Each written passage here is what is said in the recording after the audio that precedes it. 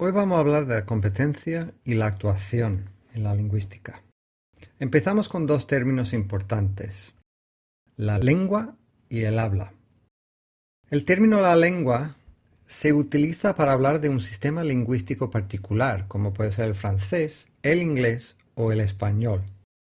El término del habla se refiere al uso concreto de la lengua, por ejemplo, el habla de los porteños. El tercer término que nos interesa aquí es el lenguaje. El término lenguaje se refiere a la capacidad humana de adquirir y de utilizar una lengua humana, o más de una. We can think of lenguaje as human language as opposed to any given language. Entonces, estos tres conceptos, el habla, la lengua y el lenguaje, son conceptos clásicos de la lingüística elaborados por un lingüista que se llamaba Saussure a principios del siglo XX. Y podemos entender mejor cómo funcionan de la siguiente manera. Estudiamos el habla o el uso para investigar y para descubrir la lengua o las propiedades de la lengua, como puede ser el español o el inglés. Y el estudio de las lenguas en general nos informa sobre esa capacidad humana de aprender y de utilizar las lenguas, el lenguaje.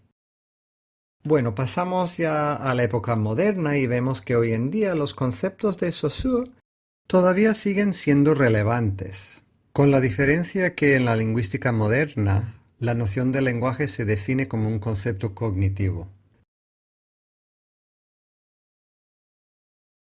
¿Cognitivo? ¿Qué queremos decir con cognitivo? Pues en el trabajo de hoy en día, el trabajo que sigue el modelo de Chomsky, se hace una importante distinción entre dos conceptos claves. Primero, el concepto de la actuación, que es el uso de la lengua, y segundo, el concepto de la competencia lingüística. El concepto de la actuación es bastante simple, ¿no? Es similar al concepto del habla de Saussure, el uso de la lengua. El concepto de la competencia lingüística es algo más abstracto, porque utilizamos los lingüistas el habla para desarrollar teorías sobre la representación mental del lenguaje. Esto no es un concepto del todo intuitivo, pero un ejemplo famoso nos puede ayudar a entenderlo un poquito mejor. Empezamos con una observación. Todos podemos crear y entender frases que nunca hemos pronunciado ni que hemos escuchado. Es decir, tenemos que tener algún mecanismo que va más allá de repetir frases que ya hemos oído antes. Ahora bien, pensando en eso, ¿qué opinamos sobre la siguiente frase? Colorless green ideas sleep furiously. ¿Que es rara? Sí.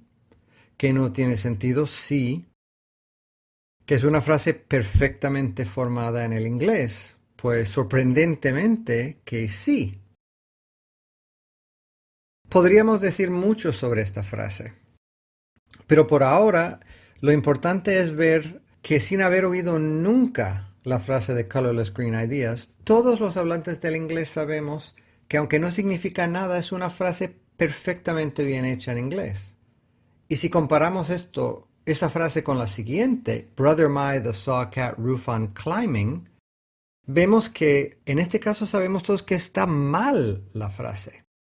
Por tanto, colorless green ideas, bien. House the buy, didn't they, mal.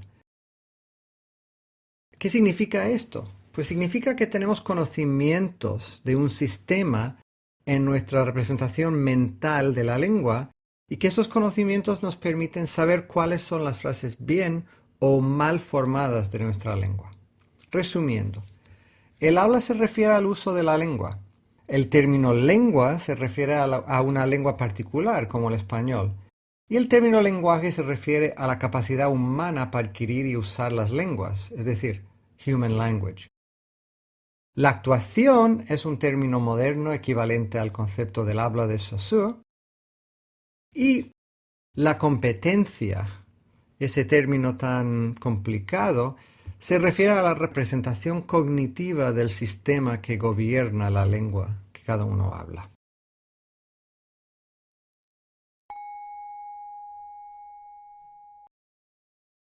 created using Powtoon.